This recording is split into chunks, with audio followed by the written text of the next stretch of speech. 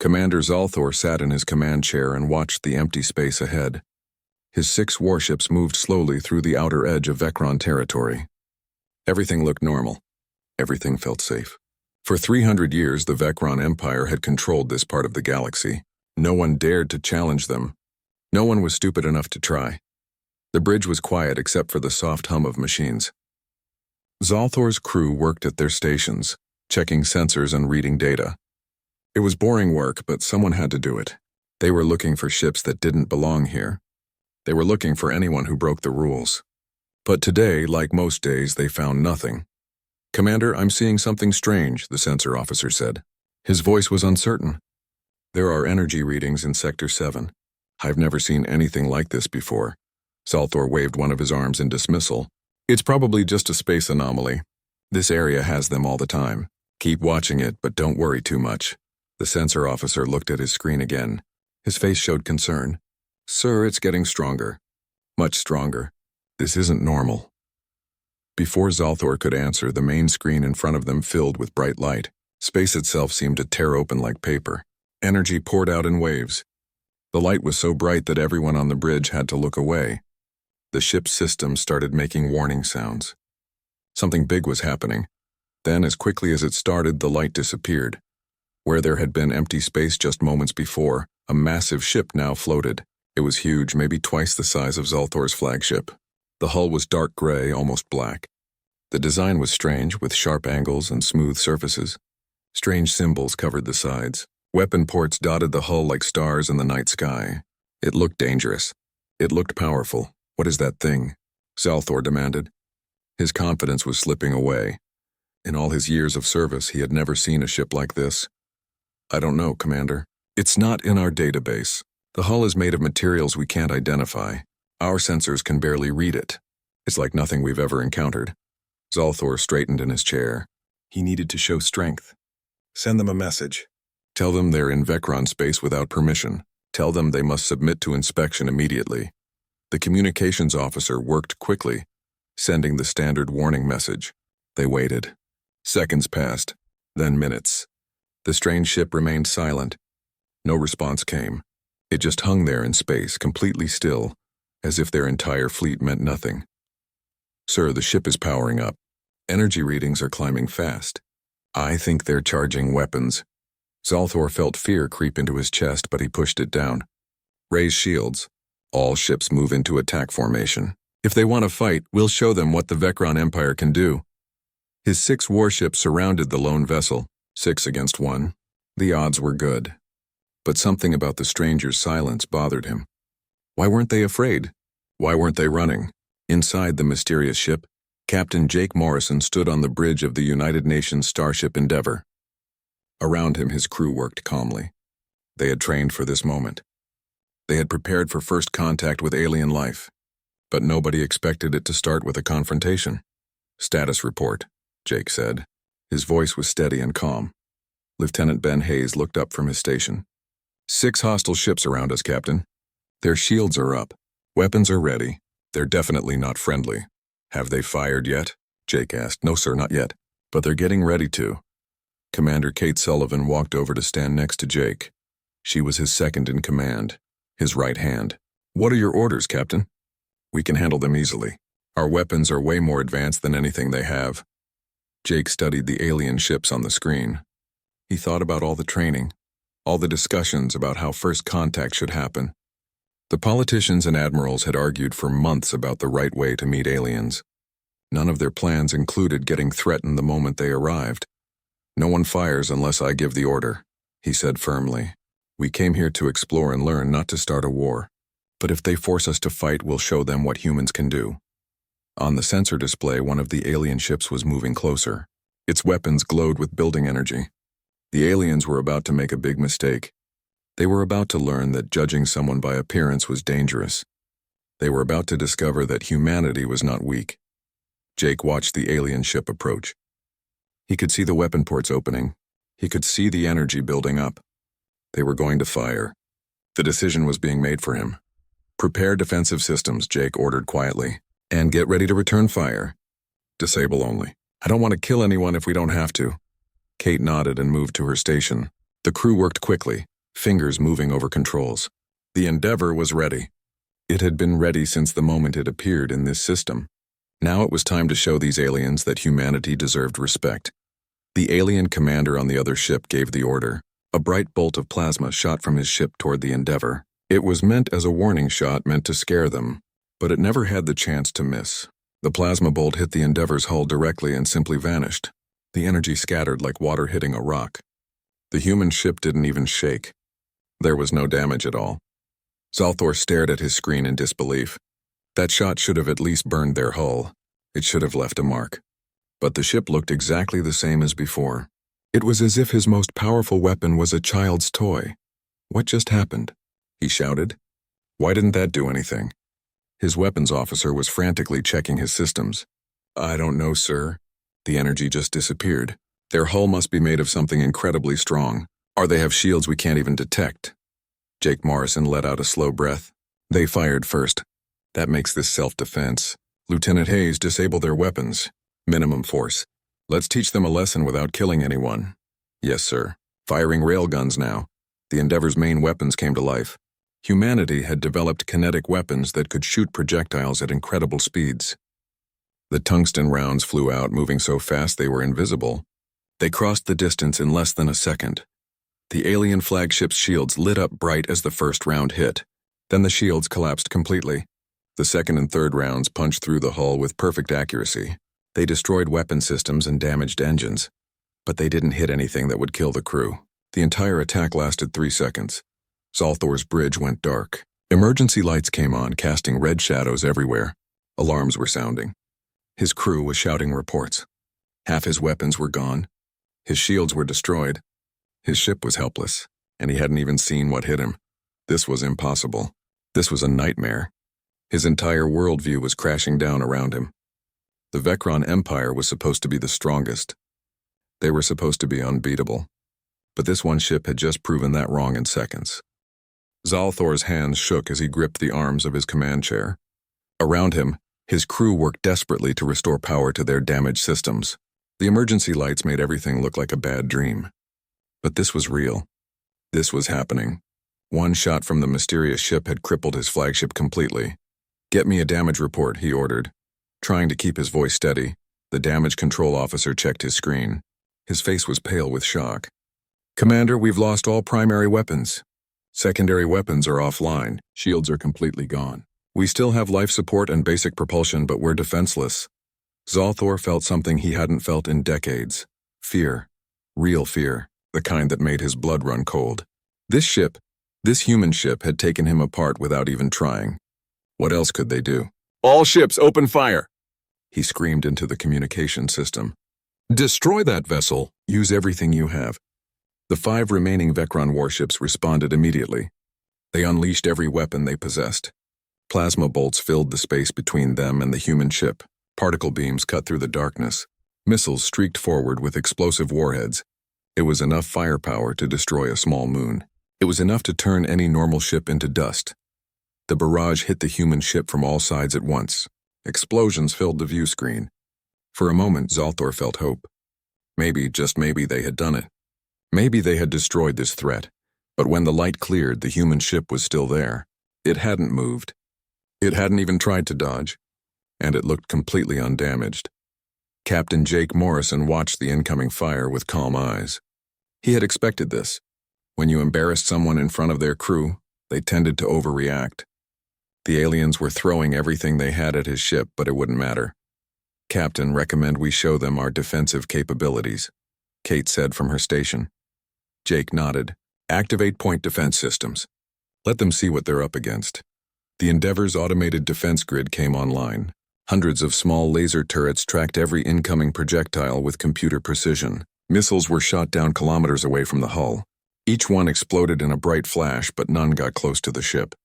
Energy weapons hit the electromagnetic shields and bounced away harmlessly. In 10 seconds, every single attack was stopped. The Endeavor hadn't even moved. It just sat there, untouchable. Return fire, Jake ordered. His voice was quiet but firm. Disable all hostile vessels. Minimal damage. We're making a point here, not starting a genocide. Lieutenant Hayes worked his controls with practiced skill. Target solutions locked, firing. The railguns fired again. Round after round shot out at incredible speed. Each one found its target with perfect accuracy. The Endeavor systematically took apart each Vecron warship. Weapons were destroyed. Engines were disabled. Shield generators were knocked offline. But the crews were kept safe. The life support systems were left intact. In less than 2 minutes, all 6 Vecron ships were floating dead in space. Zalthor sat in his darkened bridge, surrounded by sparking consoles and injured crew members. They had been completely defeated. No, not defeated. They had been toyed with. This human ship had played with them like a cat plays with a mouse. It had shown them exactly how outmatched they were. "Commander, we're receiving a transmission," the communications officer said. His voice was barely a whisper. "It's from them. From the human ship." Zalthor took a deep breath. "Put it on screen." The view screen flickered to life. For the first time, Zalthor saw what a human looked like. The creature was smaller than a Vecron with smooth skin and only 2 eyes. It looked almost fragile. But those eyes held a strength that made Zalthor want to look away. This was a predator. This was a warrior. "I am Captain Jake Morrison of the United Nations Starship Endeavor," the human said. Somehow he was speaking perfect Vecron language. "You fired on my vessel without provocation. Under any reasonable law, I would be justified in destroying your entire fleet. However, I didn't come here to kill. I came here to make contact and establish peaceful relations." Zalthor found his voice, though it sounded weak even to his own ears. "Who are you? What species are you?" "We are human," Jake replied. "We come from a planet called Earth. We've been watching your Empire's activities in this region for some time now. We've seen how you expand, how you treat other species. We've decided that your expansion ends here. This area of space is now under human protection. Any species that wants freedom from your rule can have it. And we will defend them." Jake leaned forward slightly. His expression was serious. "You will return to your territory and inform your leaders about what happened here today. Tell them that humanity has arrived. Tell them that we won't tolerate aggression against peaceful species. Tell them that if they attack us or anyone under our protection, we will respond with overwhelming force." "Do you understand me, Commander?" Zalthor wanted to argue. He wanted to threaten. He wanted to demand respect for the Vecron Empire. But he looked at his ruined bridge. He thought about how easily this single ship had defeated 6 of the Empire's best warships. He thought about what his leaders would say when he told them about this. But most of all, he thought about what would happen if the humans had more ships like this one. If they had fleets of them. If they had armies of them. The Vecron Empire wouldn't stand a chance. "I understand," he said quietly. "Good," Jake replied. "We're transmitting repair instructions to your systems. Once you're able to move again, leave this sector immediately. Don't come back. This is your only warning. If we meet again under these circumstances, I won't be so merciful." The transmission ended. The view screen went dark. Zalthor slumped in his chair, feeling older than he had ever felt before. In a single battle that lasted less than 5 minutes, everything had changed. The galaxy would never be the same again. Around him, his crew slowly began working on repairs. Nobody spoke. Nobody wanted to talk about what had just happened. They had been humiliated. They had been shown how weak they really were. Data packets were arriving from the human ship. True to their word, the humans were sending detailed instructions on how to repair the damage they had caused. The information was clear and easy to follow. It would take a few hours, but they would be able to limp back home. Zalthor accessed the data himself, reading through the technical specifications. As he did, something became very clear. The humans hadn't just defeated them. They had studied Vecron technology in detail. They knew exactly how their ships worked. They had probably been watching the Empire for years, learning everything about them, and the Vecron Empire had never known they were there. That thought was almost more frightening than the battle itself. How long had the humans been out there? How much did they know? How many ships did they have? Were there human vessels watching other Vecron fleets right now? The question spun in Zalthor's mind as his crew worked on repairs. 3 hours later, they had basic propulsion back online. The 6 damaged warships formed up and began the slow journey back to Vecron space. Behind them, the human ship remained on station, watching them leave. Inside the Endeavor, Jake Morrison watched the alien ships retreat. He felt no satisfaction in the victory. War was never something to celebrate. But sometimes it was necessary to make a point. Think they got the message? Kate asked. Jake nodded slowly. They got it. The question is whether their leaders will listen. We might have just prevented a war, or we might have just started one. Either way, they know we're here now, Ben added. The galaxy's about to get interesting. Jake smiled slightly. It already was interesting. We just made it more complicated. He turned to his crew. Good work, everyone. Maintain position here for now. Let's see what happens next. The throne room of the Vecron Empire was massive and beautiful. Gold covered the walls. Precious stones from 1,000 conquered worlds decorated every surface. Emperor Krell sat on his elevated throne, his large body radiating power and authority. Below him, the High Council stood in their ceremonial positions. And in front of them all, Commander Zalthor gave his report. The room was silent except for Zalthor's voice. He described the encounter with the human ship.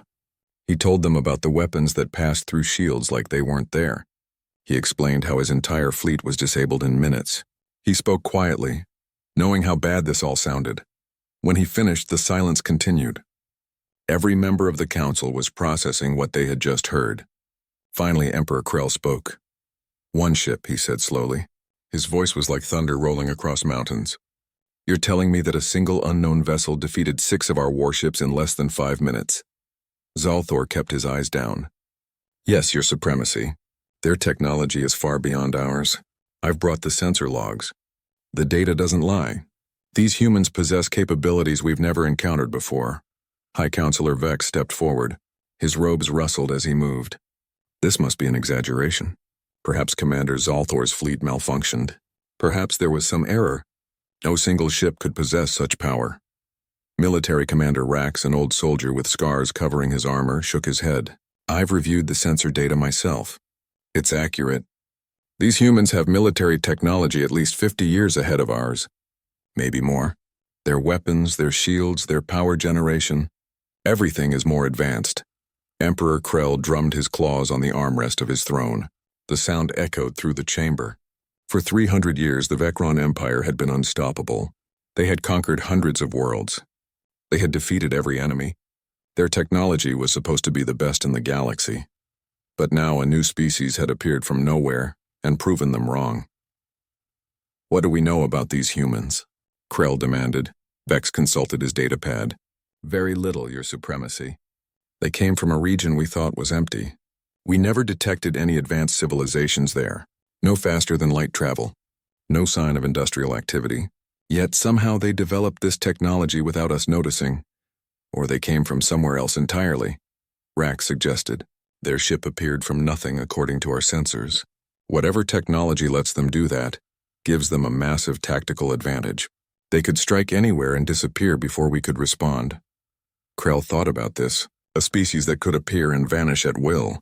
A species with weapons that could tear through Vecron defenses like paper. A species that had been watching them, learning about them while remaining completely hidden. This was dangerous. This changed everything. Send 3 battle groups to that region, Krell ordered. Do not engage unless they attack first. I want observation only. We need more information before we decide what to do. Far across the galaxy, on a space station orbiting Earth, Admiral Chris Peterson stood before the United Nations Space Council. The council members sat in a semicircle, their faces showing various levels of concern. They had just watched the recording of the Endeavor's first contact with the aliens. The Vecron Empire controls over 200 star systems, Counselor Martinez said. She looked worried. Their military has thousands of ships. We have 4 operational warships. Captain Morrison won this battle, but can we actually win a war? Chris stood calmly, his hands behind his back. He had expected these questions. The Endeavor was designed specifically to face any potential threat we might find out there. Our advantages in materials, computers, and weapons give us an edge that numbers can't easily overcome. One of our ships is worth at least 100 of theirs. That's still bad odds when they have thousands, another counselor pointed out. True, Chris agreed. But we're not planning to fight a war of attrition. Our strategy is deterrence. The Vecron Empire has built their power on being the strongest force in the galaxy. We just proved they're not. Now we need to make it clear that fighting us would cost them more than they can afford. Counselor Zhang leaned forward. What if they decide to test us anyway? What if they come in force? Chris smiled, though there was no humor in it. Then we show them that humanity didn't become Earth's dominant species by being nice. We show them what happens when you threaten us. But I don't think it will come to that. The Vecron are conquerors, but they're also smart. Once they understand the situation, they'll negotiate. I hope you're right, Admiral, Martinez said quietly. Because if you're wrong, we may have just started a war we can't win. Back on the Endeavour, Captain Jake Morrison sat in his ready room, reviewing reports. The ship remained on station at the edge of human-claimed space. They were watching for any Vecron activity. So far, the aliens had kept their distance, but Jake knew that wouldn't last forever. Captain, we have multiple faster-than-light signatures, Lieutenant Hayes reported over the comm system. 3 Vecron battle groups. About 30 ships total. They're emerging at the edge of the system. Jake stood up and walked back to the bridge. Kate was already there, studying the tactical display. The Vecron ships were spreading out in a wide formation, staying at maximum sensor range. They're not approaching, Kate observed. Just watching us. Probably trying to learn more about our capabilities. Can't blame them, Jake replied. If the situation was reversed, we'd do the same thing.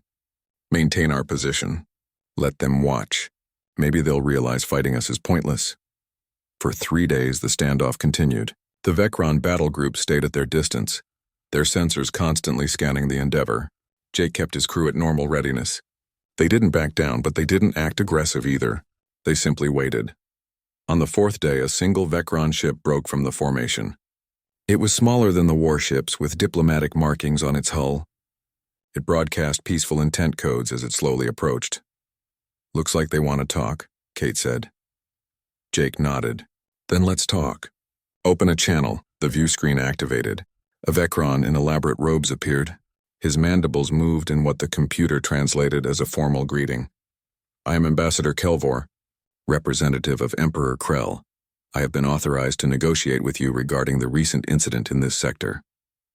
Captain Jake Morrison, United Nations Starship Endeavour. I'm listening, Ambassador. Kelvor studied Jake carefully. The Empire wishes to avoid further conflict. We propose establishing clear territorial boundaries. In exchange, we would like information about your technology and military capabilities. We can discuss boundaries, Jake replied carefully, but our technology is classified, just as I'm sure your military secrets are classified. A fair point, Kelvor admitted. Perhaps we can start with something simpler then. How many vessels does humanity possess like yours, Captain? Jake had expected this question. The truth was complicated. Earth had 4 warships now, with more being built. But the Vecron didn't need to know exact numbers. Not yet. Enough, Jake said simply.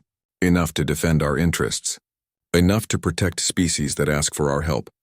The real question, Ambassador, is whether the Vecron Empire wants to find out exactly how many the hard way. Kelvor's mandibles clicked. It might have been amusement. It might have been concern. I will convey your words to Emperor Krell. I believe we will be speaking again soon, Captain Morrison. The diplomatic ship turned and headed back to the battle groups. Kate looked at Jake with a slight smile. Enough ships. That was nicely vague. Let them wonder, Jake said. Right now, uncertainty is our best weapon. As long as they don't know our exact strength, they'll think twice before attacking. And when they figure out we only have 4 ships, Jake shrugged. By then we'll have more. And hopefully, we'll have proven that even 4 human ships are more than they want to deal with. 3 weeks passed after the first encounter with the Vecron Empire. The United Nations was still trying to figure out what to do next when something unexpected happened. A message arrived from deep space. It was encrypted and came from inside Vecron territory. But the sender was not Vecron. Admiral Chris Peterson stood in the communications center at Earth's orbital station. Technicians worked quickly to decode the message. Finally, the signal cleared. A new alien face appeared on the screen. This being was much smaller than the Vecron, with smooth blue skin and large eyes that showed intelligence and emotion. I am Chancellor Mira of the Talon Commonwealth, the alien said. Her voice was soft but strong. We have learned about your encounter with the Vecron Empire. We need to speak with you about something very important. Chris exchanged looks with the other officers in the room. This was unexpected. Please continue, Chancellor. We're listening. Mira's expression grew sad. The Vecron Empire conquered our worlds 40 years ago. Since then, we have been slaves. We provide resources and labor for their expansion. We are not the only ones. 7 other species live under Vecron rule. We have all been waiting for someone, anyone who could stand against them. Then we saw what you did. We saw you defeat their patrol fleet. For the first time in decades, we have hope. Chris felt the weight of her words. The Vecron weren't just empire builders. They were slavers. And now those slaves were asking humanity for help. What exactly are you asking us to do, Chancellor? He said carefully. Form an alliance with us, Mira replied. We can give you information about Vecron military strength, ship movements, and resources. We know their weaknesses. In return, we ask for your support when we fight for our freedom. We are not warriors, but with your technology and our knowledge, we could win. Chris took a deep breath. This was bigger than just defending space. This was about choosing sides in what could become a massive war. Supporting a rebellion would mean direct conflict with the Vecron Empire. But ignoring this plea would mean abandoning species that needed help. I need to discuss this with my government, Chris said. But I want you to know something, Chancellor. Humanity has a long history of fighting for freedom. We understand what you're going through. We'll consider your request very seriously. The next day, the United Nations Space Council met in emergency session. The debate was intense. Some members wanted to help the Talon immediately. Others argued for caution. We're talking about overthrowing an interstellar empire, Councillor Martinez said. Even with our better technology, we're vastly outnumbered. This could destroy us. Or it could make us heroes to dozens of species, Councillor Zhang countered. We don't have to fight the whole empire ourselves. We just need to support legitimate freedom movements, help them fight their own battles. Admiral Peterson waited until everyone had spoken. Then he stood up and walked to the display screen. He brought up a star map showing Vecron territory. I've studied military history my entire career, he said. Every empire in human history fell the same way. They expanded too far. Internal resistance grew, and someone showed them they weren't invincible. The Vecron Empire's at that point right now. They just don't realize it yet. What do you recommend, Admiral? The council chair asked. Chris highlighted several systems on the map. We provide limited support to the resistance movements. Technology transfers, training, tactical advice. We don't fight their war for them, but we give them the tools they need. Meanwhile, our warships establish a defensive line around liberated systems. We send a clear message. Any species that wants freedom can have it, and humanity will protect them from Vecron retaliation. And when the Vecron come in force to crush these rebellions, Martinez asked, then we show them once and for all that their age of expansion is over. The vote was close, but the decision was made. Humanity would support the Talon Commonwealth and any other species seeking freedom from Vecron rule. The Endeavor received new orders. They were to proceed to the Talon homeworld and make contact with the resistance. Captain Jake Morrison read the orders with mixed feelings. He understood the importance of what they were about to do, but he also knew that many lives depended on getting this right. Thoughts? He asked Kate as they reviewed the mission details. Kate studied the information on her datapad. I think we're about to find out if humanity is ready to be a real galactic power. A lot of people are going to be counting on us. No pressure then, Jake said with a slight smile. None at all. The Endeavor activated its faster-than-light drive. Space folded around the ship as it jumped across dozens of light years in an instant. 3 days later, they emerged in orbit above a blue and green world. It looked remarkably like Earth, with oceans and continents visible from space. This was Talon, the homeworld of an enslaved species that was hoping humanity could help them win their freedom. Captain, we're receiving dozens of hails from the surface, Lieutenant Hayes reported. Everyone down there wants to talk to us. Open a channel to Chancellor Mira, Jake ordered. Let's see what we can do to help. Mira's face appeared on the screen. Jake could see tears in her large eyes. Behind her, crowds of Talon people were watching, their faces showing hope and fear and desperate belief. Captain Morrison, Mira said, her voice shaking with emotion. You came. You actually came. You cannot imagine what this means to us. For 40 years we have waited. For 40 years we have dreamed of freedom. And now finally we have allies who can help us. Jake felt the weight of that hope pressing down on him. So many expectations, so many lives that would be affected by what happened next. He thought about all the ways this could go wrong. But he also thought about the principles that had driven humanity to reach for the stars. Chancellor, we're here to help, he said clearly. But you need to understand something. This is your fight for your freedom.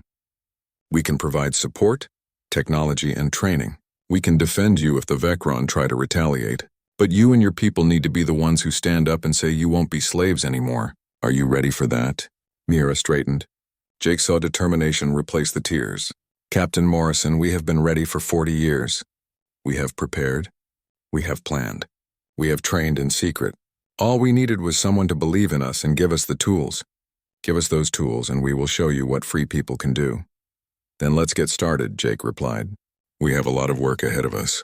But by the time we're done, the Vecron Empire is going to regret ever conquering your world. Over the next week, human advisors began working with Talon resistance fighters. They shared defensive technology, communication systems, and tactical training.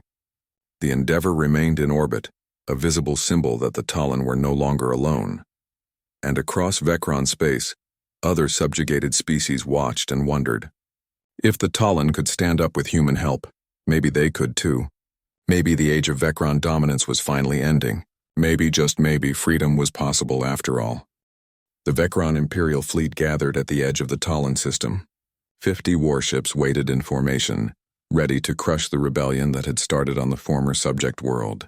Emperor Krell had given clear orders. The Talon would be made an example. Every other species thinking about freedom would see what happened when you defied the Empire. Fleet Commander Garrick stood on the bridge of his dreadnought, the largest warship in the fleet. He looked at the assembled ships with satisfaction. This was overwhelming force. This was more than enough to destroy any resistance. The human ship was concerning, yes, but surely one vessel couldn't stand against 50. All ships, prepare to advance, Garrick ordered. His voice was confident. We enter the system in attack formation. Destroy the defense platforms first, then orbital bombardment of military targets. The human ship gets one chance to withdraw. If they refuse, we eliminate them too. The massive fleet moved forward, crossing into the Talon system with the confidence of an empire that had never known defeat. But as they approached the inner planets, something unexpected appeared on their sensors. Fleet Commander, I'm detecting multiple faster-than-light signatures, the sensor officer reported. His voice showed surprise. 4 human vessels are emerging from hyperspace. They're forming a defensive line around Talon. Garrick felt uncertainty creep in. 4 of them. The humans had sent 4 of their advanced warships. But he still had 50 ships. Numbers had to count for something. They had to.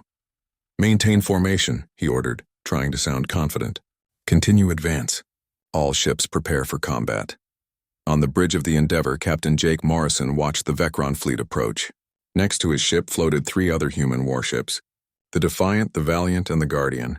Each one commanded by a skilled captain. Each one ready to fight. Status? Jake asked calmly. All ships report ready, Kate replied from her station. Weapons charged. Shields up.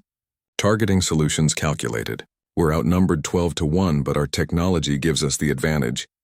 Jake opened a channel to the other 3 ships. All vessels, this is Morrison. You know what to do. We hold this line.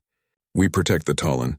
We show the galaxy that humanity keeps its promises. Stand ready.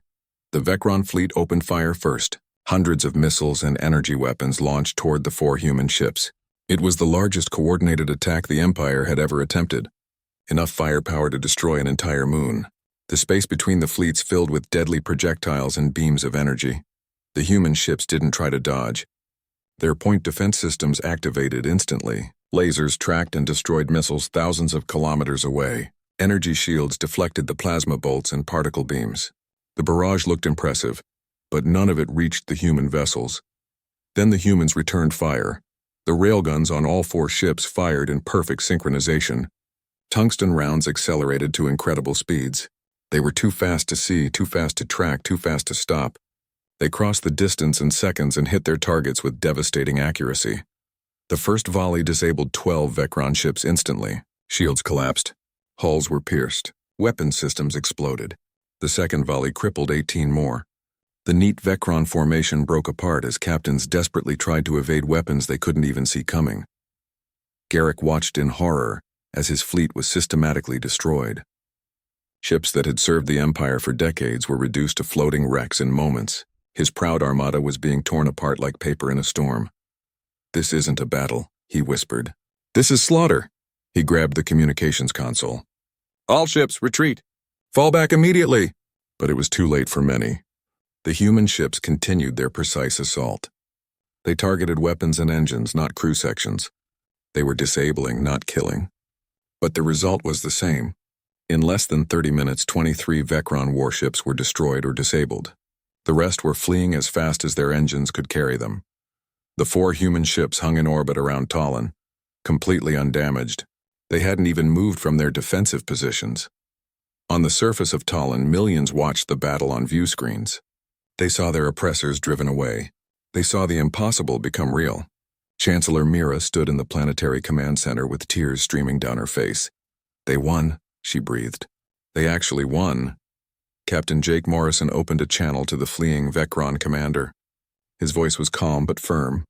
"Fleet Commander Garrick, this is Captain Morrison. You will deliver a message to Emperor Krell. The Talon Commonwealth is now an independent nation under human protection. Any attempt to retake this world will be met with the same response you just experienced. The age of Vecron expansion is over. Accept it and move forward. Or keep testing us and learn the hard way that humanity doesn't make empty threats." Garrick, sitting in his damaged bridge, could only nod. "Message understood, Captain. We will inform the Emperor." As the remnants of the Vecron fleet limped away, celebrations erupted across Talon. People poured into the streets. Decades of oppression lifted in a single moment. Children who had never known freedom danced with joy. Adults who had fought in secret for years finally saw their dreams come true. In the throne room of the Vecron Empire, Emperor Krell received the reports in shocked silence. 50 ships defeated by 4, an entire fleet sent running by a species that had appeared just months ago. Everything he thought he knew about the galaxy was wrong. Ambassador Kelvor approached the throne carefully. "Your Supremacy, perhaps it is time to negotiate rather than fight. The humans have proven their military superiority, but they have also shown restraint. They could have destroyed our entire fleet, but chose to disable instead. They are warriors, but not conquerors. Maybe we can find common ground." Krell sat silent for a long moment. Pride fought against wisdom in his mind. Finally, he spoke. "Contact the humans. Arrange a formal meeting. If we cannot defeat them, we must learn to coexist with them. The Empire will adapt. But our expansion is finished." 6 months later, the Talon Commonwealth celebrated Liberation Day. 4 more species had declared independence with human support. The Vecron Empire had signed peace treaties with all of them. The galaxy's balance of power had shifted permanently. Captain Jake Morrison stood on a balcony overlooking the celebration in Talon's capital city. Millions of beings filled the streets below, celebrating their freedom. Kate joined him, handing him a glass of Talon wine. "You know what the other species are calling us now?" she asked with a smile. "The Protectors. Humanity, the species that appeared from nowhere and changed everything." Jake sipped the wine, watching fireworks light up the alien sky. "We didn't change everything. We just reminded the galaxy that freedom is worth fighting for, that people will stand up when given the chance." "Still," Kate said, "it's quite a legacy. 1 ship that appeared from nothing, and now look at what we've accomplished." Jake laughed. "We weren't nothing. We were human. That was always going to be enough." Below them, the celebrations continued. Across the galaxy, other oppressed species watched and hoped. The Vecron Empire withdrew to consolidate and rethink its place in a universe where they were no longer supreme, and humanity settled into its new role as protectors and explorers. The galaxy would never be the same. The age of unchallenged empires was over. A new era had begun, one where freedom mattered more than conquest, where technology served justice, and where a single ship appearing from nothing could change the fate of billions. The Endeavor remained on station above Talon for another month before receiving orders to explore new regions. There were other species to meet, other worlds to discover, other friends to make. The universe was vast and full of possibilities. As the Endeavor activated its drive one more time and vanished in a flash of light, Jake settled into his command chair with deep satisfaction. Humanity had taken its place among the stars on its own terms, with its values intact, and that, he thought, was exactly how it should be. The adventure was just beginning.